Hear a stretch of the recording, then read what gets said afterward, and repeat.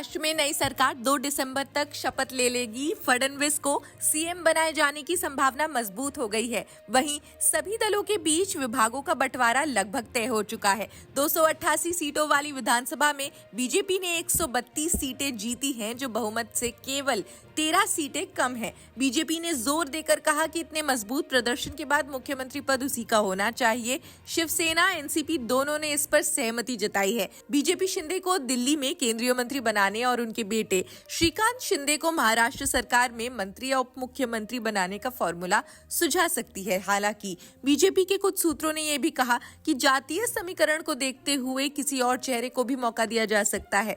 मुख्यमंत्री रहते हुए शिंदे ने अपने गुट को मजबूत रखने के लिए कई फैसले लिए। उन्होंने अपने समर्थकों को विभिन्न मंत्रालयों और पदों पर नियुक्त किया ताकि उनका गुट एकजुट रहे, लेकिन हाल ही में हुए चुनाव परिणामों ने उनकी नींव हिला दी। भाजपा ने जबरदस्त जीत दर्ज की और शिंदे गुट अपेक्षित प्रदर्शन नहीं कर सका।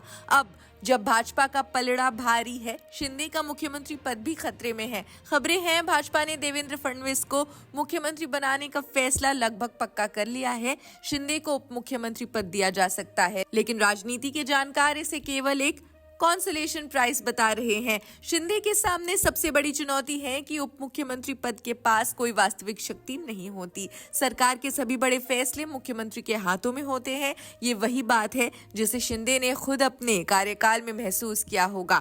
अब जब फडणवीस मुख्यमंत्री होंगे तो शिंदे के पास वही सीमित अधिकार रहेंगे जो उन्होंने अपने उप मुख्यमंत्रियों को दिए थे। शिंदे की दूसरी मुश्किल ये है कि उनकी गुट को एकजुट रखना अब आसान नहीं।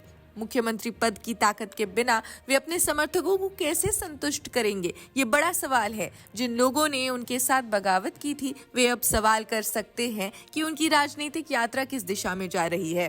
खैर, अब तक की यही सबसे बड़ी खबर है। महाराष्ट्र में नई सरकार 2 दिसंबर तक शपथ ले सकती है।